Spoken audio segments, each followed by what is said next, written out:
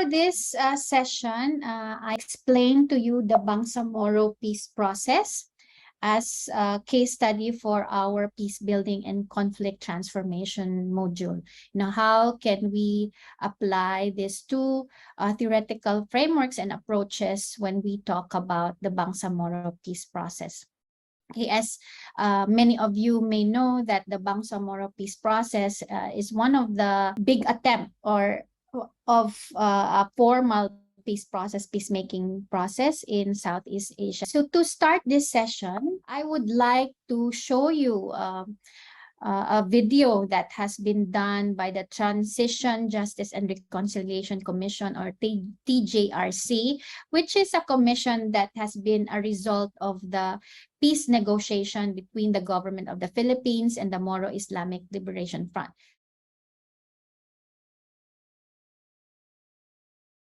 The reason why I wanted all of us to watch together this video so that we will be discussing the Bangsamoro story and peace process, with the same understanding. It's also important that we identify, and see the phases of the conflict. When you have this conflict situation, the focus has always been on the political negotiation. Okay, but less attention is really been given to how do we really relate with each other, especially those that are living in the conflict affected communities. I'm not reinventing any new terminologies or frameworks, but I'm sure all of you have read the chapters in the peace textbook. So basically, I'm also using the same definitions on peace building and conflict transformation. So just a review again of how do we define peace building.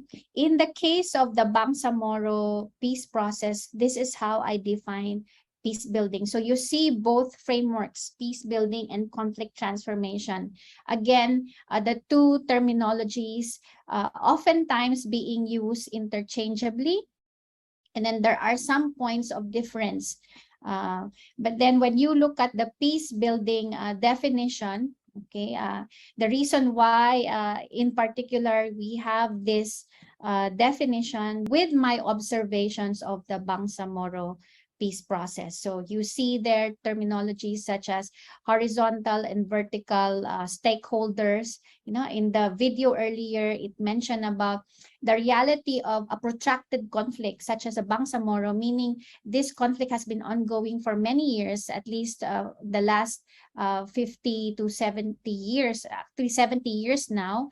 This is the modern history of the armed conflict, not yet including the historical history. But not only is there a horizontal conflict, but there is also a vertical intra-community conflict that naturally happens when you have a very complex type of conflict such as this Bangsamoro conflict. Okay, another way to further visualize what do we mean by conflict transformation and peace building, and where are the similarities and differences. In the peace textbook in page 133, chapter 4, we actually discussed there, how do we define both approaches, peace building and conflict transformation. So again, the words, the key words for peace building is that we know it as to be a multi-stakeholder approach. We want to increase understanding of violence in order for us to continue doing peace building. Okay, and then we want to create cooperation or opportunities for cooperation. And we also want to build capacity and skills, among different sectors of the community so that everybody can participate in a peace building process. Now, when we talk about conflict transformation, what does it take, for us to do conflict transformation in a conflict environment?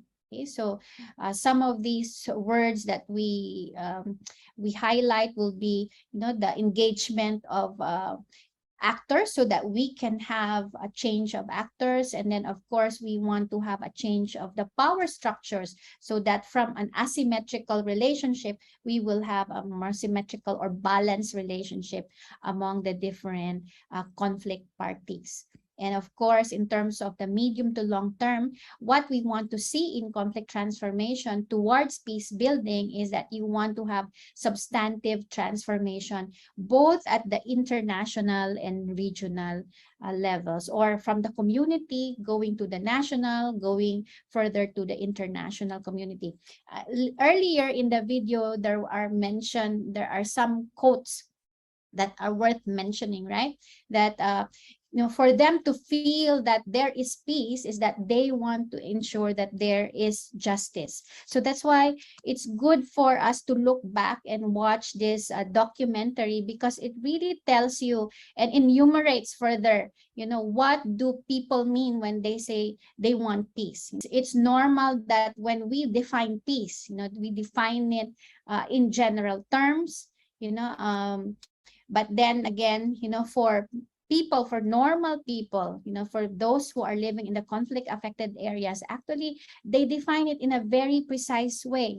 For them, it's about their grievances. And then they specify what are those grievances, not only involving livelihood inequality, but more especially, it refers to the inequalities and power structures that involve their identity itself. And we know that when we talk about identity, it involves our religion, our culture, our history. So that's why the whole conflict becomes very complex. And if we are short in addressing all these issues in the conflict, then it is difficult for us to actually achieve meaningful peace.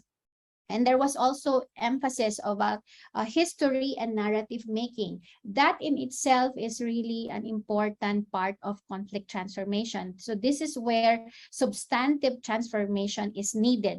Okay, so it is often that in many armed conflict and peace processes, we see it as really a political negotiation. Okay, but then again, behind that political negotiation, there is really an important facet of social issues, starting with the history itself.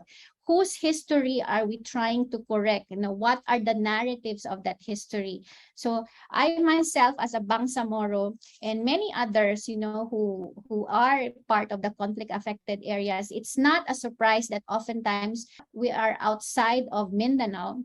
Let's say we are talking in Manila, it's normal that often other people may not relate to how we view our history, the narrative that we share with them. And it is normal as a result of the protracted conflict, because we know that the history of the country is done normally by a majority group. So again, this is where the struggle of history and narrative making is also a very important part of the political peace process.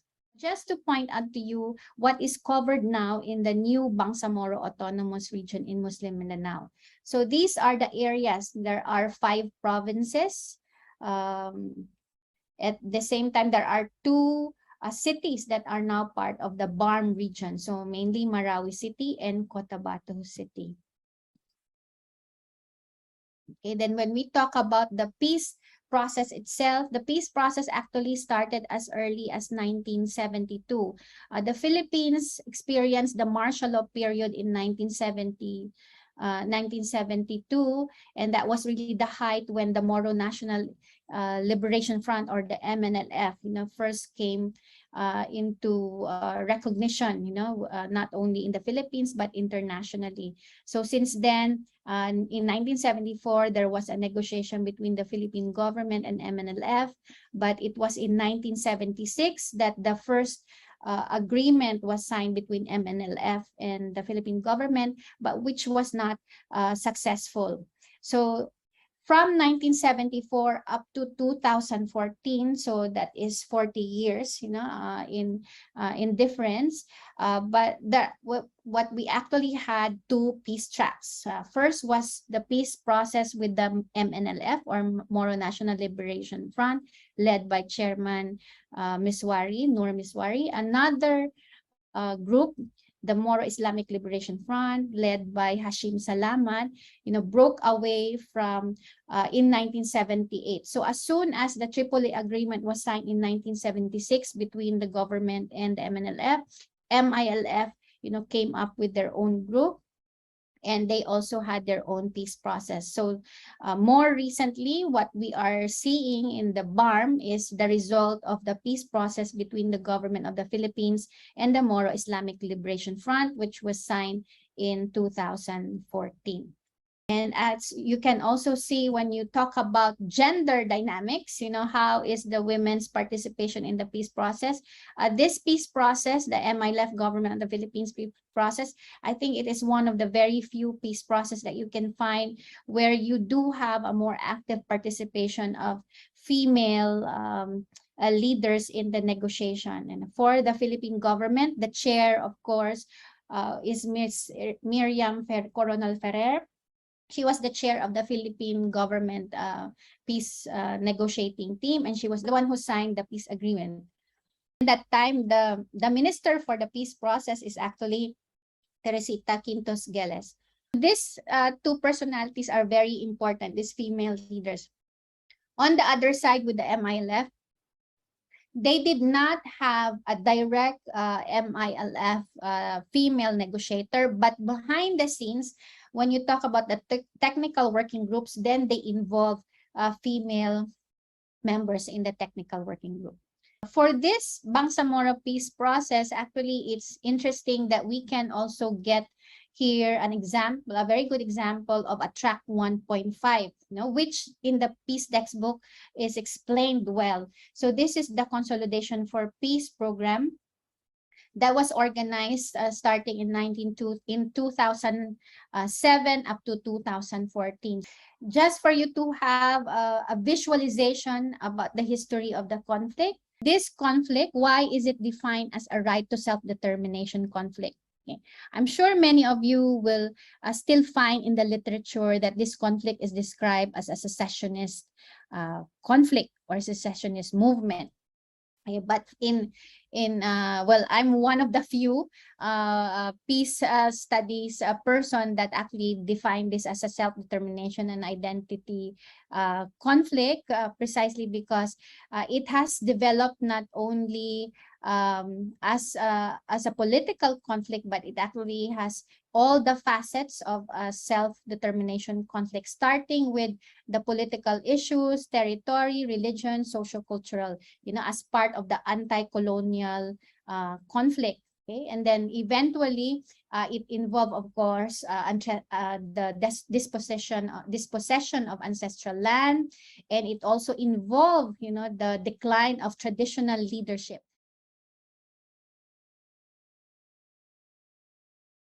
If in the past, the Bangsamoro community lived in a traditional leadership where they already had a governance system called the sultanates, because of the coming into being of the new nation state of the Philippines, as a Commonwealth government, and later on as a republic government, a republic state. And then in the process, that really declined the traditional leadership in the Bangsamoro region. As a result, also from the decline of the traditional leadership, now this was the time when Bangsamoro people started with their own revolutionary movement, and revolutionary leadership came into being. So this is where you now have the nationalist revolutionary struggle of both the Moro National Liberation Front and the MILF. Here I also listed who are the indigenous groups or the ethnic linguistic groups that involve the Bangsamoro people. Okay, so you have actually 13 ethno-linguistic groups composing the whole Bangsamoro community. Just to show you a map, about a stakeholder map, who are the participants in this Bangsamoro process. So we are looking at the GPH, or the Government of the Philippines MILF peace process, which was mediated by the Malaysian government. But despite this this formal venue, there were also participation later on from other countries and other international organizations. So even the European Union, the US government, and the OIC are also, participating in the peace process indirectly. And then later on, as a result of the peace process, they also came up with an international contact group in 2009, where they invited countries countries and international organizations who wanted to be observers while the peace negotiation is being done in Kuala Lumpur. Okay. Another result of the peace process was the development of the International Monitoring Team in 2004. So this is the peacekeeping mission that has been organized with participants from Malaysia, Brunei, Libya, and Japan, and later on expanded to EU, Norway, and Indonesia. So these are the peacekeeping participants in Mindanao. Just, I think 2 weeks ago, the IMT mission and presence has ended already in Mindanao, so they are no longer there.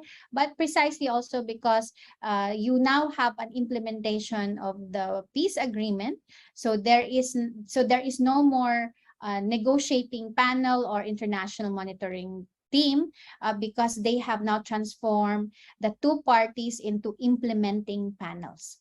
Okay. But apart from the IMT, there were also other components of the peacekeeping mission that involve civil society groups. Okay, and also, of course, representations from both government and the MILF actors.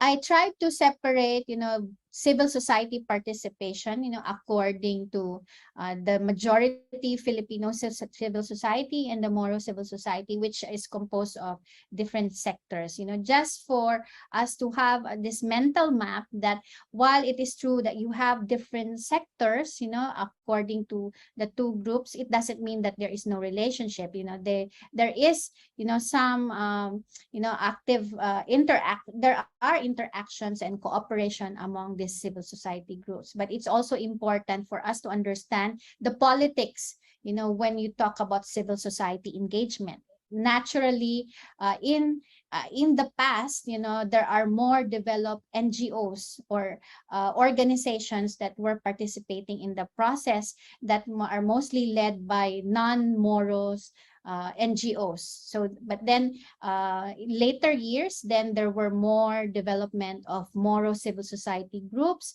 and NGOs that have direct participation in the peace building process. This is really an interesting case study, the Bangsamoro peace process, because this is the only peace process that you can find anywhere in the world where it has an extensive peace infrastructure. So these are just some of the results of that peace process. Even before, in fact, the peace agreement had been signed in 2012 with the framework of agreement on the Bangsamoro and the comprehensive agreement of the Bangsamoro in 2004. Even before that, there were already some organizations or bodies that have been agreed upon. One of those bodies is called the Bangsamoro Development Agency, or the BDA. As part of the peace process itself, not only there is an ICG or an IMT, we also see Truth, Justice and Reconciliation Commission, a third-party monitoring team, and independent commission on policy. All these bodies were tasked by both negotiators or peace panels of the GPH and MILF to particularly study and recommend, how else can they improve the implementation of any peace agreement in the Bangsamoro. An important feature also of this peace agreement that was signed in 2014 as a lesson learned from the failure of the MNLF GPH peace agreement in 1996, one of the result of that lesson learned is that the peace panel came up with this intergovernmental relations mechanism or IGR. So that means that despite that the peace agreement, has been signed and there is supposed to be an implementation now through the phase of the Bangsamoro Autonomous Region in Muslim Mindanao, there's still an ongoing interaction between the government and the government and the MILF group through this IGR, so that if there are any discrepancies or if there are any conflicting issues, then this is the venue where they can continue that discussion. So in a way, this is a peace building feature of the peace process. So just some pictures for you to see how the implementation is being done. Okay, while there is now a Bangsamoro region or BARM, okay, the BARM today is actually being governed by what we call the Bangsamoro Transition Authority, or BTA. Okay, so the BTA is supposed to have ended this year, 2022, but this has been extended in 2025. What this means is that only in 2025 will there be an election, a full-blown election where not only the MILF groups but other political parties can also vie for positions in who will be governing the new BARM region. Okay, so this is the map of the peace process. So it's good to see how the peace process really, especially the framework of agreement and the comprehensive agreement, it really specified what are the key performance indicators. Okay, what are they supposed to produce? So it's very very precise, and then they really tried to come up with what are the deliverables of this peace agreement. So as I mentioned, in number 10 box, okay, they are supposed to come up with an election in 2022, but this has been extended. So upon the election on 2025, okay, this is now the timeline where it is important for BARM to show the benefits or the peace dividends of the peace process. And during that time, that is really the highlight when both parties, the government and the MILF, can confidently say that they have succeeded in implementing the peace agreement, and that they are now supposed to sign this exit document. So this number 11 is really the end of the road for this peace process. The chief minister or the interim chief minister during this Bangsamoro Transition Authority is the chair of the MILF, Mr. Ahod Ibrahim. So he now is the chief minister. Then contrary to the Philippine government system, which is a unitary presidential system, okay, what has been agreed upon in restructuring the new autonomous region in Muslim Mindanao is that they now have this sub-state government, in form of a parliamentary system. So similar to what we have here in Malaysia, you have a federal-state relationship. So in this sub-state relationship, there are powers that continue to be in the hands of the national government or the Philippine government, but there are also very specific powers that are given now to this new BARM region. And then, of course, you have shared powers between BARM and the national government. So this is one very important structural transformation as a result of this peace process. Describing what is now in the BTA, how is this political government being operated? In the BTA, we actually have 80 members. Okay, and then 80 members of the Bangsamoro Transition Authority. So these are now your members of parliament. Okay, the members of parliament are mostly, majority are composed of MILF nominated personalities, and it is led by the MILF. There are 8 members from major sector representatives: the Christians, the indigenous people, traditional leaders, ulama, women, and youth. So there is a conscious effort that there will be representation from these different sectors. Another aspect also of during this BTA or transition period is the normalization track.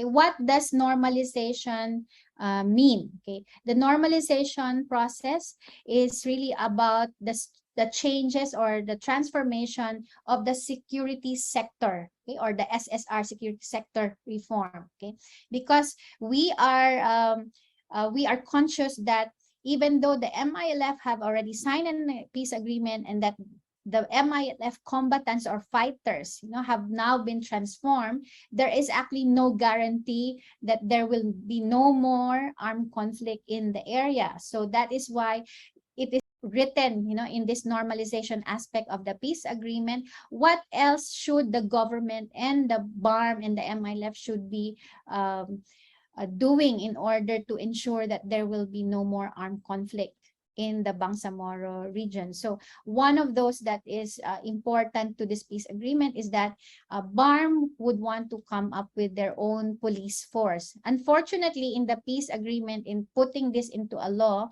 the Philippine parliament did not agree to coming up with this police force, but this has been revise instead, that there is now a more conscious effort that MILF fighters, and not only MILF, but there is a more active recruitment of Bangsamoro people to be part of the police force, and that they will be the ones to be assigned in the Bangsamoro region.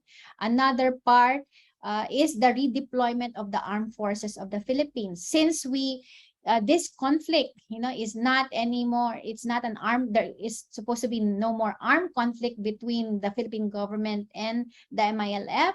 Okay, if in the past there is so much military force or number of militarized areas in the Bangsamoro area, so there is now an agreement that there will be a redeployment of the armed forces of the Philippines, since you are not having this armed conflict anymore in the Bangsamoro area. Another important part of this normalization is the disbanding of the private armed groups.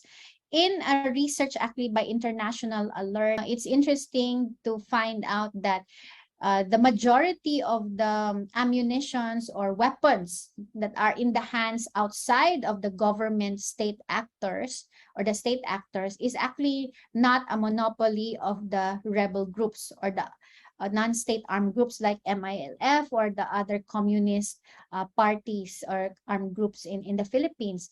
Instead, what the study says, that a lot of these weapons are actually in the hands of private citizens. Okay, Philippine ownership of weapons, we follow the U.S.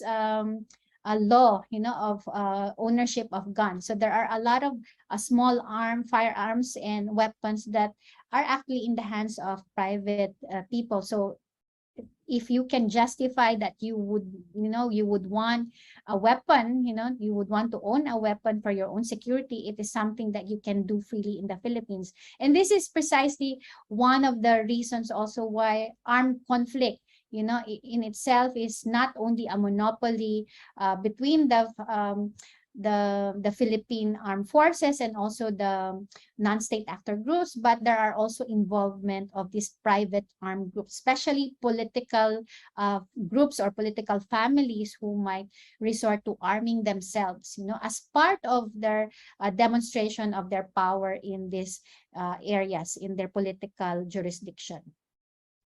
Okay, so there are enumerations of what is involved in the normalization, because if we want to see a Bangsamoro region where there is no more propensity of using violence, armed violence, then these are the things that both the Philippine government and the MILF through the BARM should be reinforcing to guarantee non-violence in the conflict-affected areas. This picture is when they are submitting all the ammunitions, from the MILF fighters. It has been kept, by a third party, so that hopefully MILF will not have to use these weapons anymore. Okay, and then some of these pictures is during the time of the request of the Bangsamoro. The MILF, that they requested that the BTA, the transition period, be extended from 2002 up to 2025. Why did they have to request this extension? Because technically, the peace agreement was signed in 2014, but it was only, after 2 years that the MILF started to rule, the Bangsamoro region. So they have a very short time in order for them to do all the things that they need to do, transitioning from the old autonomous region in Muslim Mindanao to the new BARM government. So they are vying for time so that they can do all these a new setup in the BARM region, fulfilling again the details of the peace agreement. Okay, again, more pictures.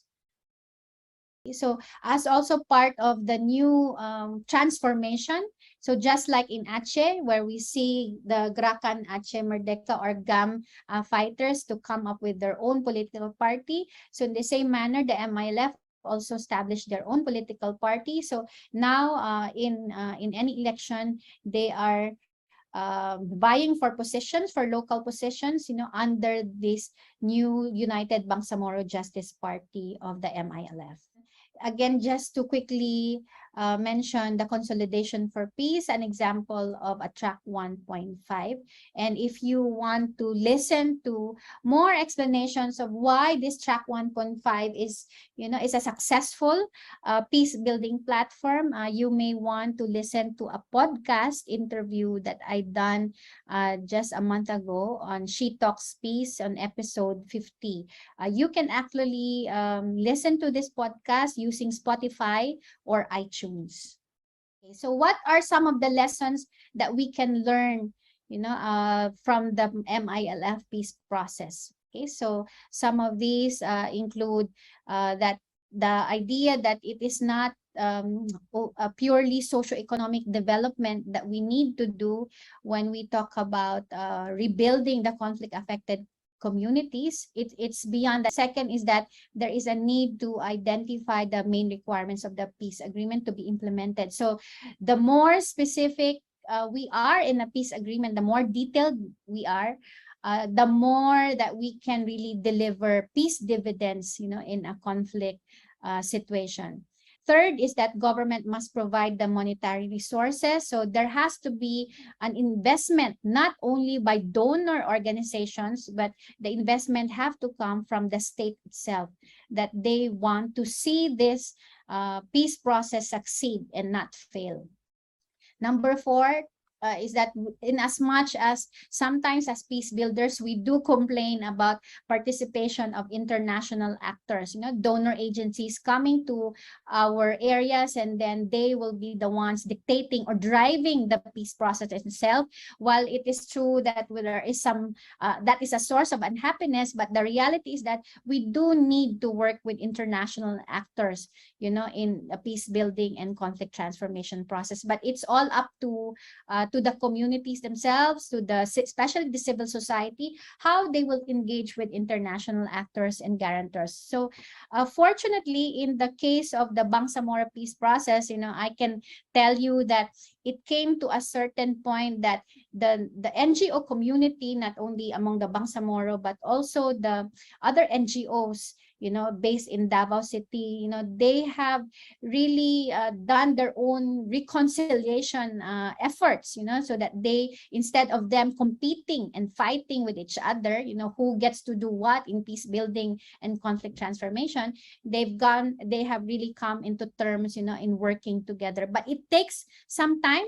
It takes, a lot of effort from both parties, and it also takes a lot of honesty, when NGOs themselves actually compete, and they to some extent they can also be a source of conflict, in the whole peace process. So they themselves have to be a source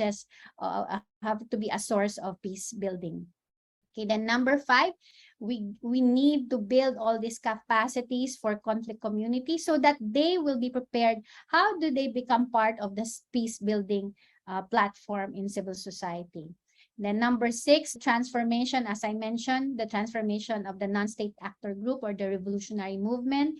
Not only that they become now players in the political arena, but they should also be transformed so that they can now participate in the industry, in the small, in the livelihood sector, in the education sector. There are many ways that they can participate so that they can really help in realizing the peace agreement. And then lastly, a transformation of the center-periphery relations. As I mentioned, the government itself, if in the past, the Philippine government as a unitary presidential state was merely giving an autonomous powers through the ARMM. It had limited powers.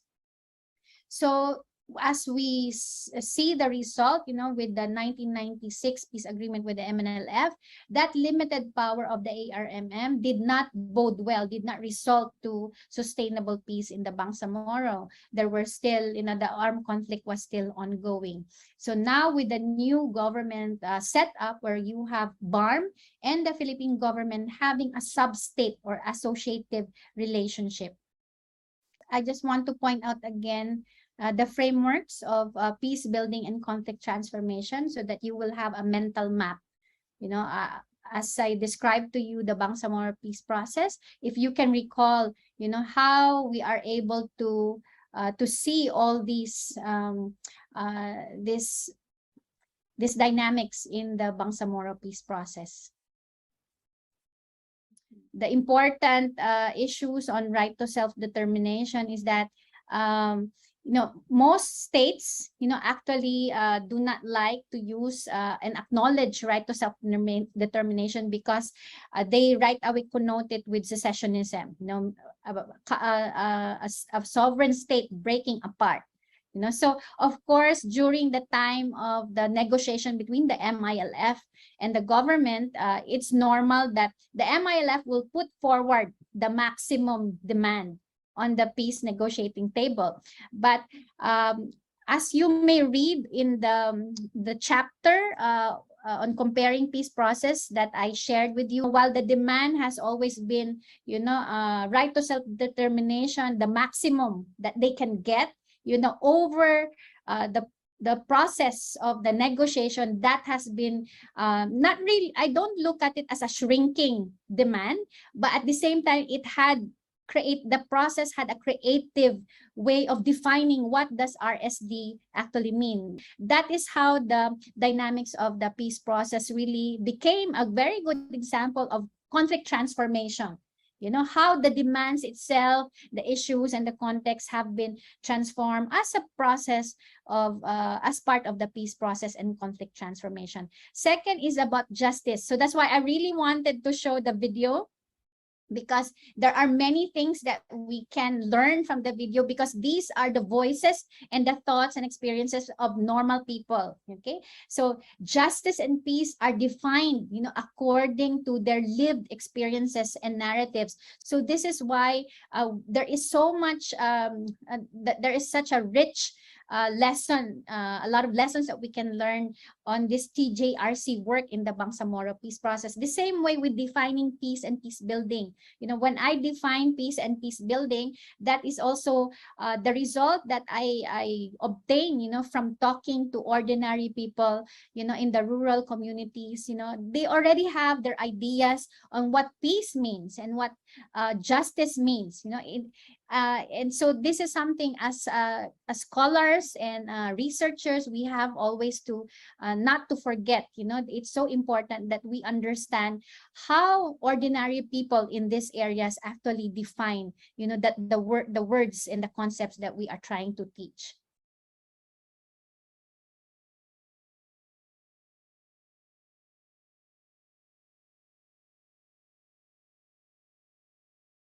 If we compare to Indonesia political party participation, that in Indonesia, you only have certain parties that can contest, in certain areas.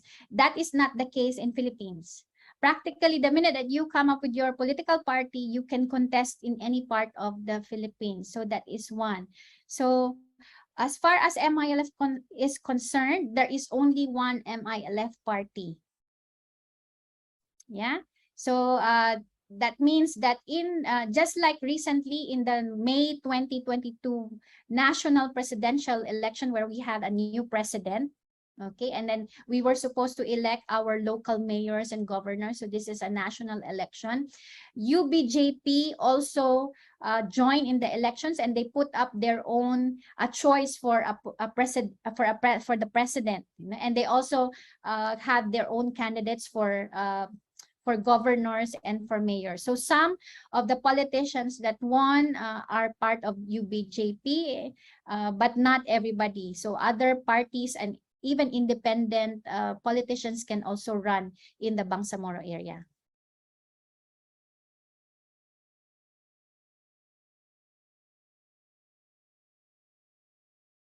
Why I emphasize here ancestral land.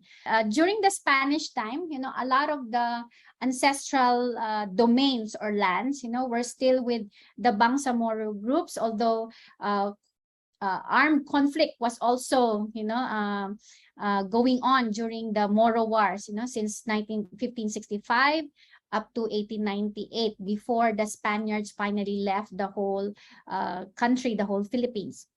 But during the time when the Americans came, okay, in 1999, this was when they introduced the Torrens titling system. Traditionally, the Bangsamoro areas were ruled by sultans and sultanates and datus. Okay, so land is actually an ancestral domain, you know, according to this government system, to the sultanate and the datus. Okay, and then when Americans came, they put, you know, the lands to be a part of the Philippine government, the Philippine state.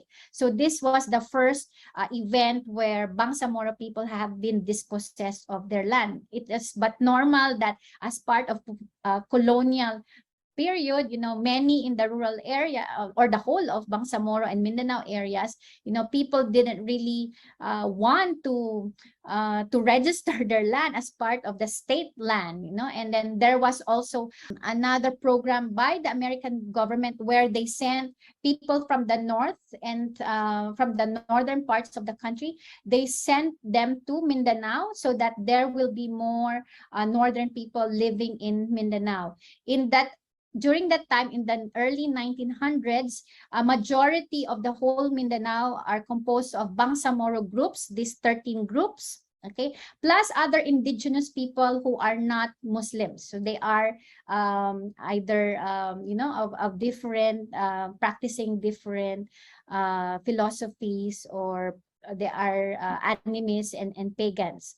Okay, so when the Americans started to send the northerners to Mindanao, of course, a lot of these lands were also given to the northerners. So this is when the whole of Mindanao area have been developed mostly by non-indigenous people, including the Bangsamoro. So this is, again, the second way how the people have been dispossessed of their land. And of course, with the new Republic's government of the Philippines, you know, and martial law, you know, it was easier for people who have money, you know, to buy lands, you know, as we saw in the video, the lands of the indigenous people, not only the Bangsamoro, but other indigenous people as well. Their lands were bought, you know, without them really knowing that they've been cheated. Okay, so that is the history. So where does the peace process come in? Okay, so during the peace process, you know, this is also a source of threat, you know, to the non-Bangsamoro people in Mindanao. Remember, today, the whole of Mindanao is not majority inhabited by Bangsamoro people. We are already the marginalized groups in Mindanao. So we have to be realistic about it. That's why there are only certain provinces where Bangsamoro people are a majority. So during the peace process, you know, the MILF people, you know, were very you know, we're clarifying that those lands that have been result of all these historical dispossession, they are not going after those lands anymore. But then in the TJRC, you know, as you also saw in the video, what they want is that whatever lands that is still part of the barn, then that is supposed to be distributed, or that is supposed to be shared, you know, for those who are known to be claiming of their ancestral lands in these areas. How this settlement of land issues is being done, it's still ongoing, with the TJRC, in fact, and then the Bangsamoro Transition Authority, the Parliament, they are also still coming up with laws, how they want to go about making sure that people who have claims to ancestral domains or ancestral land, that they can continue to claim those lands so long as they can prove it, but not those lands that have already been dispossessed, as part of history. They are not going after those lands. And also to clarify, privately owned lands that are already in the hands of other people, those lands will not also be taken back by the new BARM and by the other BARM people. So that is where we are now.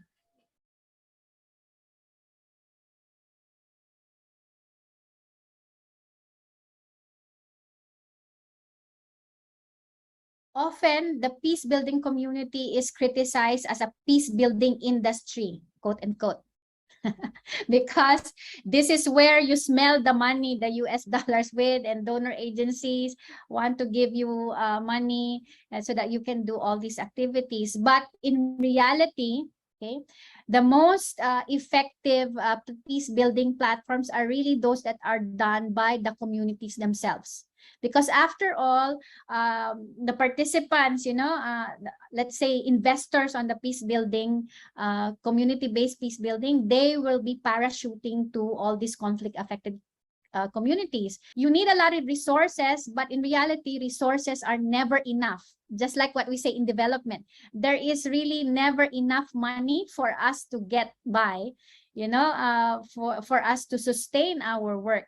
So the more sustainable way, that we can do peace building is to plant the seeds of that commitment and dedication to the local communities and local leaders themselves. So if they want peace to happen, they themselves have to invest their time, their money, their effort, and their security. The sad part of that reality is that the communities themselves are the frontliners of conflict transformation and peace building. And this is where, as educators, as researchers and peace builders, this is where we come in, because this is where we can be of help to them. How do we make their investment, the investment of all these conflict affected communities, how do we make it worthwhile? Because there is also a limit for their own involvement in the peace process. So this is where it is our responsibility as researchers to bring out all the, the important work of the frontliner peace builders, out to the higher ups or to the main conflict or peace negotiators, the government and the non-state actor groups. So that is really a responsibility for all of us who are doing education for peace and researchers and peace builders.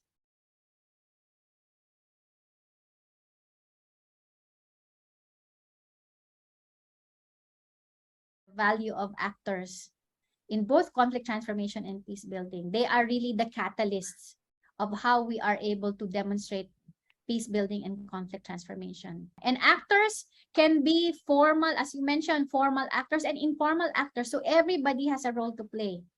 Yeah, not only organized actors, not only organized NGOs, but even the community itself. As we have also learned in our Bangsamoro peace process, even the indigenous, the internally displaced peoples, or the Bakwit. In Filipino term, we have this term that has been popularized by Mary Ann Arnado in her work, the indigenous internally displaced peoples, or Bakwit. Okay. They themselves, instead of playing their victim function, okay, the idea of victim role, they themselves became a catalyst, an important actor in conflict transformation. So their voices are very much heard, in the peace process, because they themselves go out in doing advocacy work in the peace process. In fact, before, there was no international monitoring team. So these Bakwit people, the internally displaced people, together with other civil society organizations like the journalists, the peace journalists, and the academic researchers, including Prof. Zam, he first joined this work by the Mindanao People's Caucus, where they did, a survey and consultation with the Bakwits of Mindanao. And then the result of that is that they proposed to both the government of the Philippines and the MILF and to the Malaysian government that there should be an international monitoring team. Okay, peacekeeping cannot be done by the parties themselves since they don't trust each other anyway. So it has to be, an outsider who has to be doing the peacekeeping and peace monitoring on the ground. So that is how IMT came about. And that is really the work of civil society organizations, including the IDPs or Bakwits themselves.